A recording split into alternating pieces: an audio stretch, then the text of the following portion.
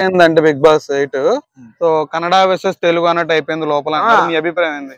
అదైతే కొంచెం అలాగే అనిపిస్తుంది. ఎందుకంటే ఎవరైతే పృథ్వీరాజ్ అలాగే ఇప్పుడు చీఫ్ గా ఎన్నుకున్నారన్నమాట ఒక అమ్మాయిని. అందులో ఆమె పేరు వచ్చేసి యష్మిక. యష్మిక కాదు, యష్మి. సో ఆమె కానీ వీళ్ళైతే ఎప్పుడైతే ఉన్నారో వాళ్ళు, ఆమె కూడా కన్నడ. ఆమె పృథ్వీరాజ్ అనే అతను కన్నడ. వీళ్ళందరూ ఏంటంటే ఒక గ్రూప్ లాగా అనిపిస్తున్నారు. అంటే వాళ్ళ వైపు వాళ్ళు పాజిటివ్ గా మాట్లాడుకుంటున్నారు. ఏ మాట మాట్లాడుకున్నా వాళ్ళ వైపు పాజిటివ్ గా మాట్లాడుకోవడం, ఇంకేదైనా డిఫెండ్ చేసుకోవాలన్నా వాళ్ళు సేవ్ చేసుకునేలాగా కొంచెం వాళ్ళ వైపు కొంచెం తక్కువ అంటే ఫోకస్ వెళ్ళేలా చూసుకుంటున్నాడు. తెలుగుడిగా నీ అభిప్రాయం ఏంటి అంటే? కాకపోతే కొన్ని రోజుల తర్వాత ఎంత కన్నడ గ్రూప్ తెలుగు గ్రూప్ అయినా సరే గొడవలు వస్తాయి. నామినేషన్లు ఉన్నాయి. ఈ రోజు నామినేషన్ గట్టిగా జరుగుతున్నాయి, బాగా వేసుకుంటున్నారు. సో అది మాత్రం బాగా జరుగుతుంది అన్నమాట. ఇంట్రెస్ట్ గా ఉందా? ఇంట్రెస్ట్ గా ఉందా? ఇప్పుడే వస్తుంది. నామినేషన్ తర్వాత ఏదైనా ఇంట్రెస్ట్ అనేది తెలిసింది. ఎందుకంటే మనం పల్లవి ప్రశాంత్ వచ్చినప్పుడు కూడా ఎవడు చూడలేదు. చిరాక్ గొంద్రా బాబు ఏంద్రా బాబు. సో ఒక నామినేషన్ అయిన తర్వాత, 2 నామినేషన్ అయిన తర్వాత దాని మీద ఇంట్రెస్ట్ అనేది కూడా పెరుగుతుంది. సో అది మాత్రం చూసి bro. Okay bro. Bigg Boss చూసావా? చూస్తున్నా. ఎలా అనిపిస్తుంది? అంటే మొహాలు అందరూ కొత్త బ్రో.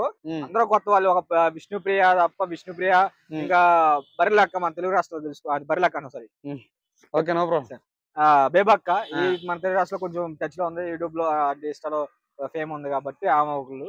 అలాగే ఓం గారు అలాగే తెలుసు మనకి.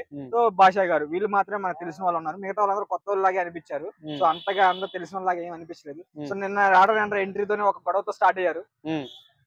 రావడంతోనే నాగమణికి అంటాను ఒక అతను ఉన్నాడు. ఏంటంటే మన అనిల్ రావుపూడి గారు లోపలికి వెళ్ళి ఎలిమినేషన్ అని చెప్పేసి ఒక ఫేక్ గేమ్ ఆడంగానే ఆయన వీళ్ళందరూ రూమ్మేట్లు అందరూ కలిసి నాగమణి కంటే ఎలిమినేట్ చేశారు. ఎలిమినేట్ చేయడంతో అతను ఒక యాంగ్రీ అయిపోయాడు. అంటే ఎందుకు ఓవర్ గా రియాక్ట్ అయిపోయాడు తెలియదు కానీ బాగా కోపం వచ్చేసి ఏదో నేను ఎందుకు వచ్చాను తెలుసా, నా ఇదే లైఫ్, నాకు బిగ్ బాస్ లైఫ్ అని చెప్పేసి ఏదో రియాక్ట్ అయిపోయి ఓవర్ గా రియాక్ట్ అయిపోయాడు. ఆ తర్వాత గెలిపించిన గేమ్ పెట్టేసిన తర్వాత వెళ్ళిపోయారు అందరూ. అనిల్ రావుపూడి గారు వెళ్ళిపోయిన తర్వాత ఈ బిగ్ బాస్ షో అయిపోయిన తర్వాత మళ్ళీ ఒక కాంట్రవర్సీ నడిచింది అన్నమాట. ఇది ఏవైతే ఓం గారు ఫస్ట్ నామినేట్ చేశారు నన్ను, ఒక డిస్కస్ చేసాడు అనమాట. డిస్కస్ చేసి ఆ తర్వాత ఏమో మళ్ళీ నిఖిల్ అనే ఒక అతను ఉన్నాడు. సో సీరియల్ యాక్టర్ అతను కంట్రోల్ చేశాడు అన్నమాట. కంట్రోల్ చేసిన తర్వాత కొంచెం దగ్గర మాట్లాడితే మళ్ళీ అదే మణికంఠ గారు ఈ నిఖిల్ గారి మీద గొడవ వేసుకున్నాం. అంటే నువ్వు నాకు చెప్పాల్సిన అవసరం లేదు, ఐ నో ఎవ్రీథింగ్, అని నేను ఎలా అయినా మాట్లాడగలను, నేను మాట్లాడేది నాకు తెలుసు అని చెప్పేసి రూట్ గా సమాధానం చెప్పడం, అదొక బిహేవియర్ చేశాడు.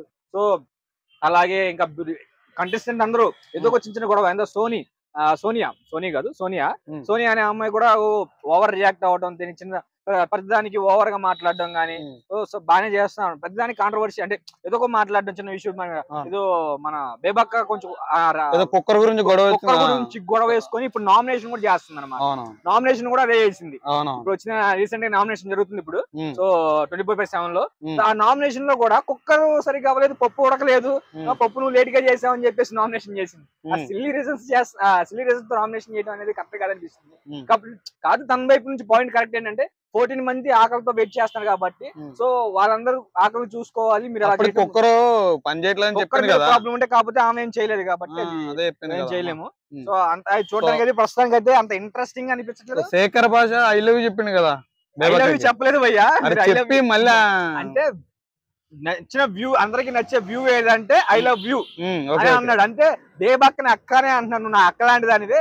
అందరికి నచ్చే వ్యూ ఏదంటే ఐ లవ్ యూ అని చెప్పేసి అంటే శేఖర్ భాషా గారు కుళ్ళు జోకులు వేస్తున్నారు. ఇక్కడ బయట ఏమో I'm fire, I'm the fire I'm అన్న శేఖర్ భాషా గారు లోపలికి వెళ్ళి ఐఎమ్ కామెడియన్ అని చెప్పేసి కామెడియన్.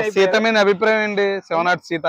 సీత కిర్రాక్ సీత అంటే కొంచెం అభిప్రాయం ఏముందంటే ఆయన బాగానే ఆడుతుంది, కొంచెం రియాక్ట్ బాగానే కలిసి ఉంటుంది. ఎక్కువ తన పార్ట్నర్ తో ఎక్కువ షో చెప్తా, ఎక్కువ తనతోనే ఉండటం జరుగుతుంది. పెద్ద ఇదిగా ఏం లేదు. తను విష్ణుప్రియ కూడా కూల్ అయిపోతుంది కదా. విష్ణుప్రియ అసలు ఉందో లేదో కూడా తెలియట్లేదు. ఏదో 2-3 సార్లు కనపడుతుంది. పొద్దున్నే వస్తే సాంగ్ కి డాన్స్ వేస్తుంది. డాన్స్ వేస్తుంది. కొంచెం ఏదో ఎప్పుడో ఒక ఏదంటే ఏదో అలా వచ్చి వెళ్ళిపోతున్నా, అలా వచ్చిపోమ్మా మెరుగుగా అన్నప్పుడు షోకి నాకు సంబంధం లేదు అన్నట్టు, కంటెస్టెంట్ కి నాకు సంబంధం లేదని ఎప్పుడో ఒకసారి వస్తుంది, వెళ్ళిపోతుంది, ఏదో చెప్తుంది, ఏదో లాస్ట్ లో ఒక మాట మాట్లాడుతుంది తప్పితే పెద్దగా చేసింది ఏం లేదు. అందులో ఉండి కొంచెం యాక్టివ్ అయితే బాగుంది. 2 days లో ఏం తెలియదు కాబట్టి మనం ఇంకా వెయిట్ చేయాలి వాళ్ళు ఏమైనా మారుతారు ఏంటి అనేది. అభి అని ఒక అబ్బాయి కదా సినిమాలో చేసిన అభినయ్ నవీన్. అభయ్ నవీన్. సో అతను కూడా పర్లేదు యాక్టివ్. నిన్న జరిగిన ఒక టాస్క్ ఏదైతే తాడు కట్ చేయడం అది పట్టుకోండి అది చెప్పేసి ఒక టాస్క్ ఇచ్చాడు. ఆ టాస్క్ లో ఏంటంటే తన్ని సంచాలకుగా నిలబెడితే తను ఏం చేశాడు, జస్ట్ నైనిక గెలిచే అమ్మాయి తను ఏంటంటే తన జుట్టు కింద అన్నదని చెప్పేసి తన్ని ఆ టాస్క్ లో నుంచి ఎలిమినేట్ చేయడం జరిగింది. అంటే ఓడిపోయిందని చెప్పి చెప్పడం జరిగింది. తను చాలా బాగా డిఫెండ్ చేసుకుని చాలా బాగా ఆడింది. జుట్టు అనేది మనం సపోర్ట్ చేసుకుని కింద పెట్టేది కాదు, దాని వల్ల మనం బాడీ మొత్తం వెయిట్ మోయలేదు. సో దాని వల్ల అని అంటాం, కానీ అది నచ్చలేదు నాకు. ఎందుకంటే అది ఇంకా ఫైట్ చేయగలుగుతాను, దాన్ని చూడాల్సి